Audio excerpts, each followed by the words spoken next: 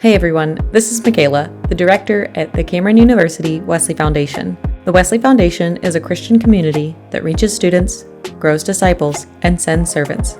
And you're listening to the CU Wesley podcast.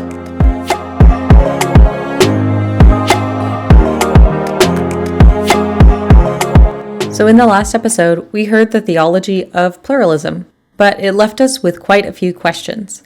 So today, we'll turn the conversation over to the group discussion. The people you'll hear in this episode are not theologians. Some of them are pastors, and some of them are college students, and some of them are just people that attend church. At Pub Theology, we are welcoming and loving Christians who are learning and growing in grace. This episode is not meant to convert anyone or show how brilliant we are. Instead, we are sharing the stories of our lives in conversation with the theology. So if you want more cited sources and clearly lined out doctrine, then I suggest you listen to the previous episode on the theology of pluralism. The voices you will hear today are students and friends of the CU Wesley. In these discussions, we are gathering around the table and sharing the stories of our lives of faith. So you'll hear some vulnerable things, and maybe some things that you don't agree with.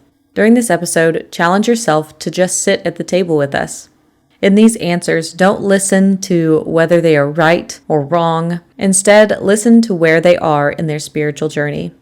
Hear how God is moving in their lives and how they are wrestling with their understanding of pluralism. I challenge you not to listen to see if you agree, but listen to their stories of life with God. Their answers are brief testimonies of God moving in the world. Listen to that movement of God and see the beauty within the different lived experiences. So take a seat at the table. I'll set the scene for you so you can really settle in.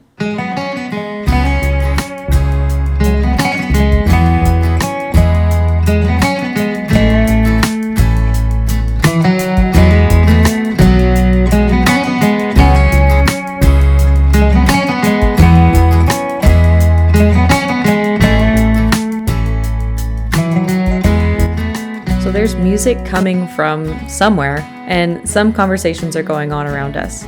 You hear the bartender cleaning out some of the glasses and taking orders. Because we're at Kokendorfer's. We've got some church folks and some college students gathered round a table with food from the food truck and a drink or two. And now that you've squeezed into the long bench with us, let's listen to the discussion.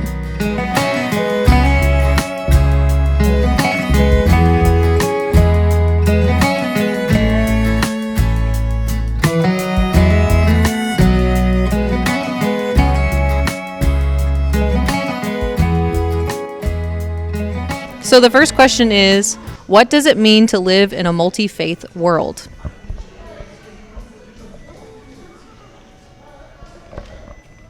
Hi, my name is Nichelle Lehman, and what it means to live in a multi-faith world is to have an omnipresent religious and spiritual world where everybody has spirituality and religion. And to believe in nothing is to believe. That is believing in something. So this is John, and I think to live in a multi-faith world, I don't really have a definition of that other than it's obviously a reality. Like it's a kind of a fact that there's more than one faith in the world, and even within different religions, different ways of expressing one's faith. So. Just not really an answer, but an observation that it's an accurate question to say we live in a multi-faith world.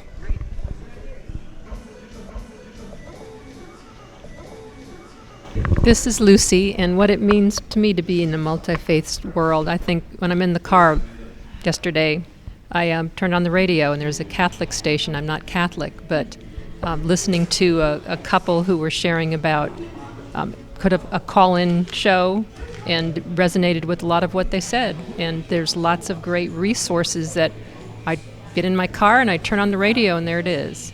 It does not happen to be the faith that I profess, but it's sure close.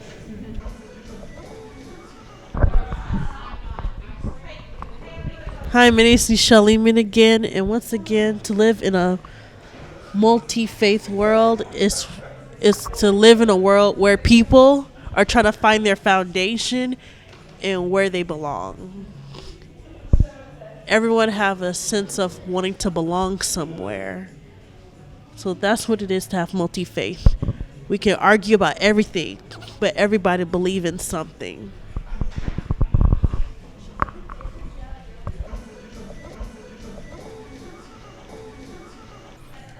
Hi, my name is Andrew. To live in a multi-faith world,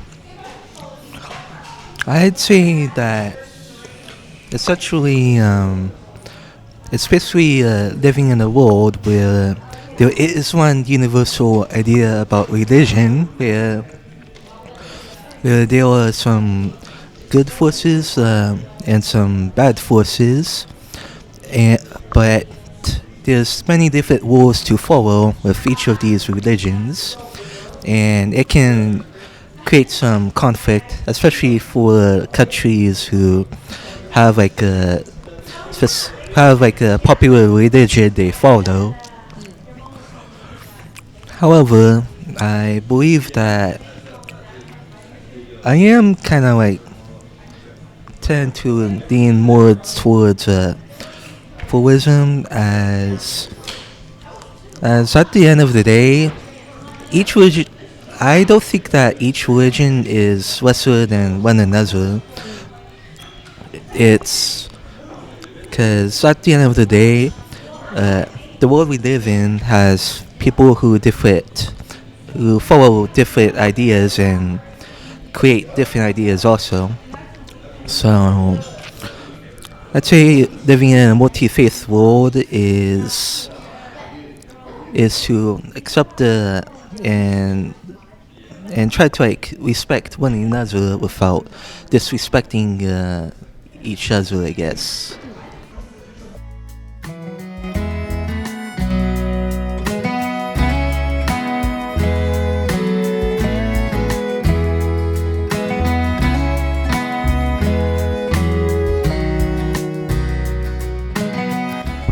So the next question is, how do we respectfully have conversations about things that matter most to us?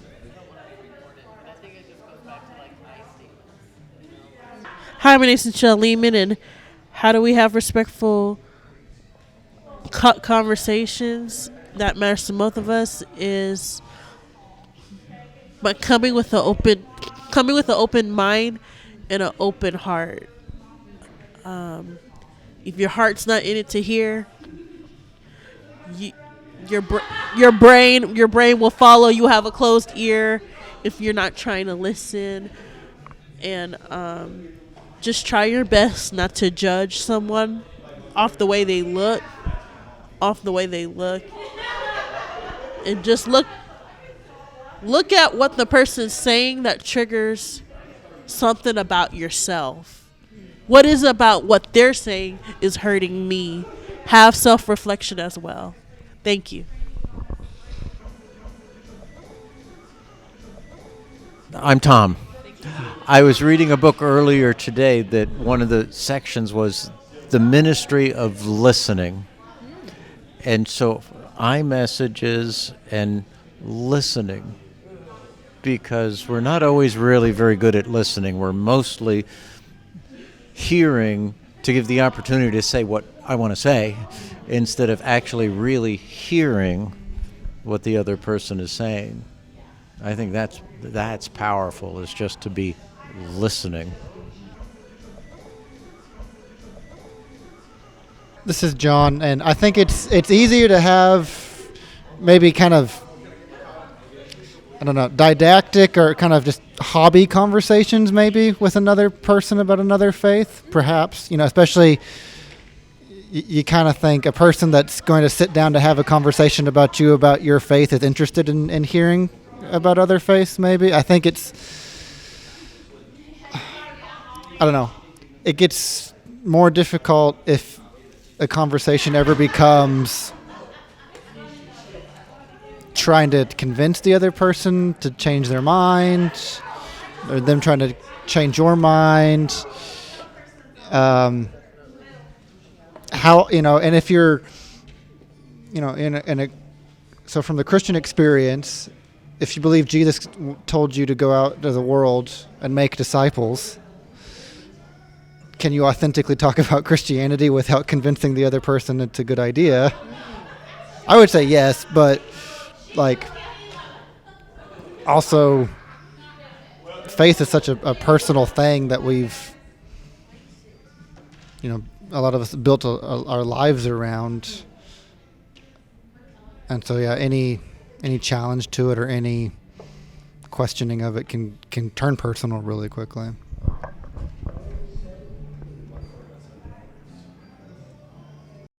So this is Michaela while editing, and after John's response, we had a few people that wanted to share but not be on the recording, and they had some great, insightful responses, but the main takeaway from their contribution was that they wanted to stay curious when it came to other faiths, and that prompted this next response. So, fun fact. At chaplain training, when we go to school, we don't learn about other faiths, really. We have some conversations about, like, hey, don't pick on other people that don't believe the same thing as you. But the overall lesson is just stay curious, because they don't know what type of religions we're going to confront or the things that soldiers are going to need. So the overall theme is just stay curious and ask questions. So when you meet somebody who's a different faith, just ask them how they worship. What do they believe? And then it becomes a relationship and that dialogue again. So after my chaplain training, I was fully trained, but when I went to my unit and I met somebody who was of the Norse pagan religion, instead of just knowing what they do and how they worship, I got to ask questions about them, what they believe, what they need to worship, and we formed a relationship, and we're still good friends because of that. So stay curious. It's a great one.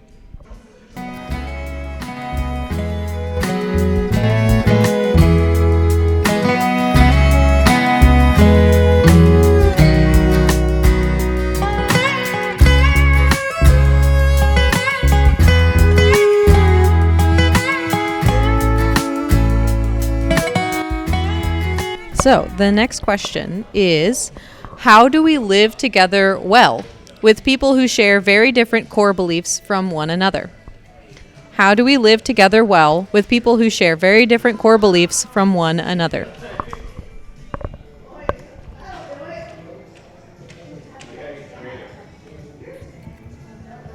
This is Lucy, and this question is very pertinent to me.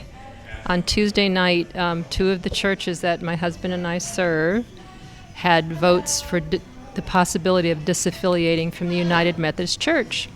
And one church almost unanimously voted no, and one church almost unanimously voted yes.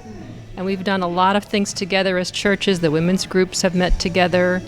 When one church has a dinner, they invite the other church. And it's like, how do we live in this new world? How do we live well together? And what does that not only say to us within those congregations, but to the communities that we're in? And I don't have the answer, but I know this is the challenge for the next while. Yep.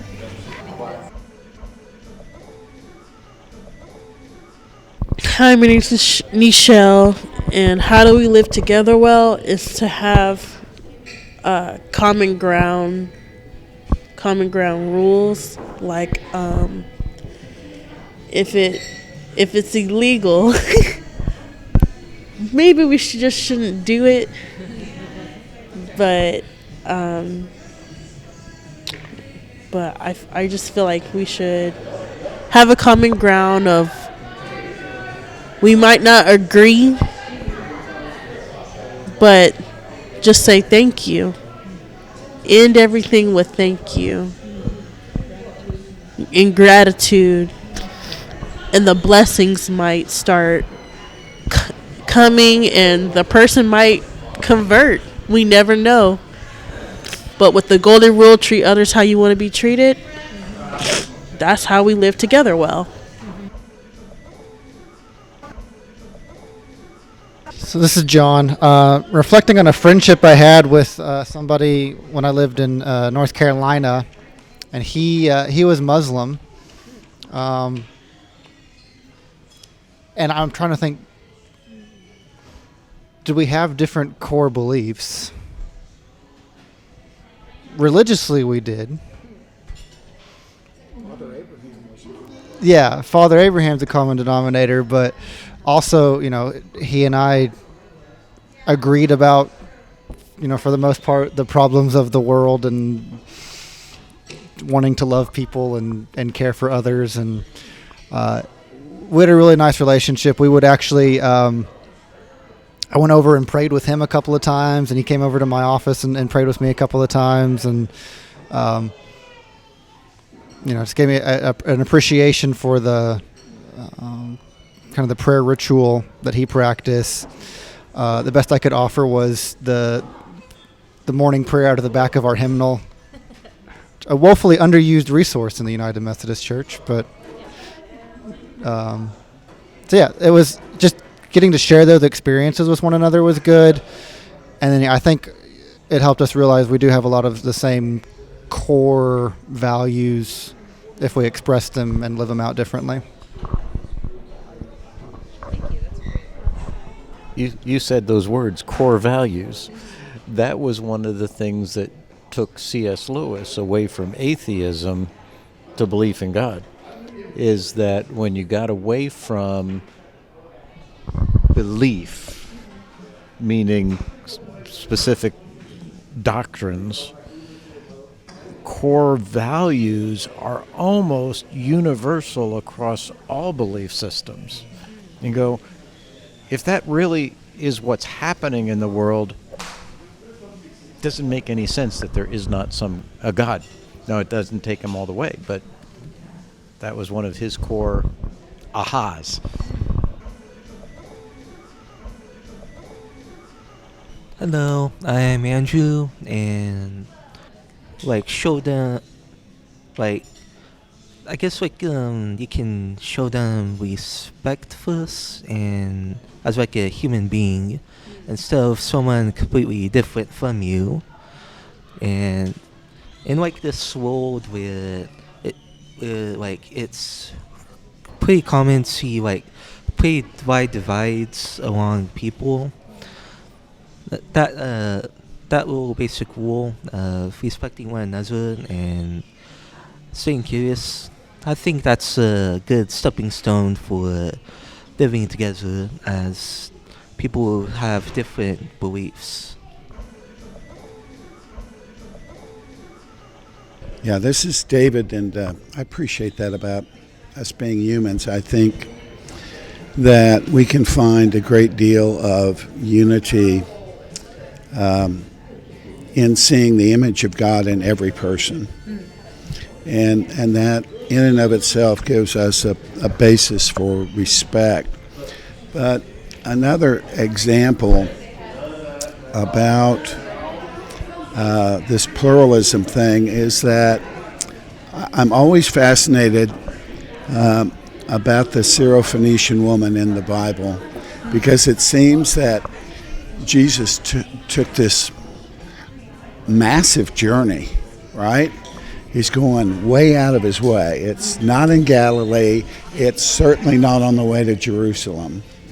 And he goes into foreign territory, and basically the woman says, well, even the dogs get the crumbs off the table. And he says, your faith is tremendous. But guess what? I don't see where he's converted her.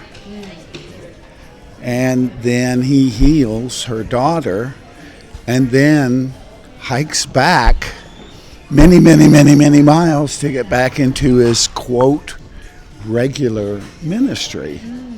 And so, this woman is Greek and obviously Gentile, and somehow, some way, Jesus was moved away from his very short, intense 3-year ministry to go many, many miles. And literally he would have had to walk a few days to get from where he was to Tyre and back. And so it's like, wow, Jesus must really, really respect and go out of his way for, quote, the other, the outsiders.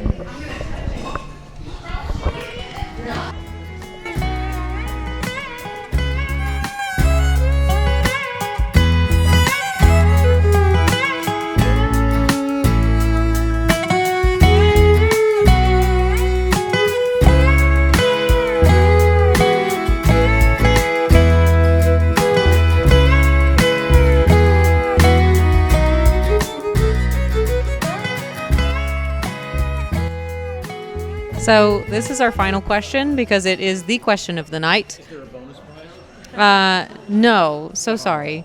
You get, yeah.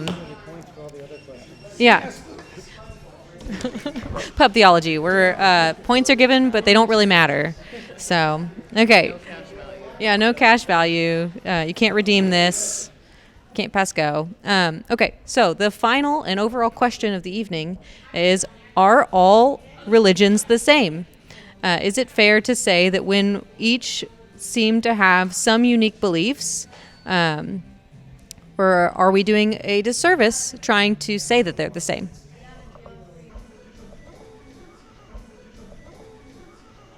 This is John. I don't think all religions are the same because they have different practices and they're distinct theologically. You know, they've come to different beliefs and conclusions about the way the world works, the way the world come together.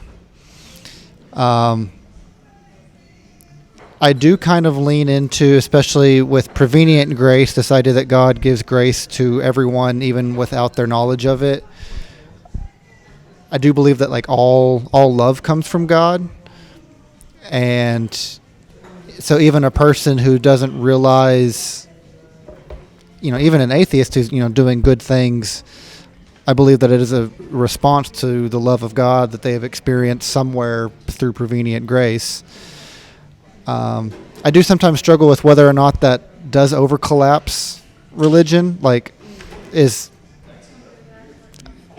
probably less than pluralistic to tell an atheist, well, actually, you're acting, because of the love of this God you don't believe in. And so, in that regards, I'm not pluralist in that regard. But yeah, so I do think that they're distinct. But then again, I think we talked about core values, and I think core value, love is a core value, and that comes from God. So this is kind of like the summary of Leslie Newbigin's book. So he concludes his book with a statement on pluralism that I think weaves all the concepts together, and he plays with the words. So it goes: it has become customary to classify views on the relation of Christianity to the world, religions, as either pluralist, exclusivist, or inclusivist. And he says, my position is exclusionist. Oh my goodness, I can't even say it. My position is exclusionivist in the sense that it affirms the unique truth of the revelation in Jesus Christ, but it is not exclusionivist in the sense of denying the possibility of salvation of the non-Christian. It is inclusionivist in the sense that it refuses to limit the saving grace of God to the members of the Christian church, but it rejects the inclusivism which regards the non-Christian religions as vehicles of salvation. It is pluralist in the sense of acknowledging the gracious work of God in the lives of all human beings, but it rejects a pluralism which denies the uniqueness and divisiveness of what God has done in Jesus Christ. So that is the quote. It uses all of them. It's on your paper if you'd like to read it again. But yeah. I thought I was going to get away without having to buy another book tonight. He ends with a very Wesleyan both and.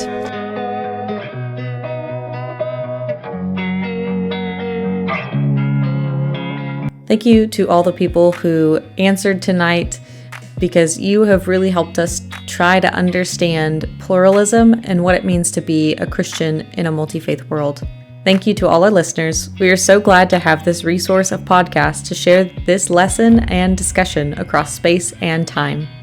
Next month, our conversation will be over getting along with folks who believe, think, and live differently.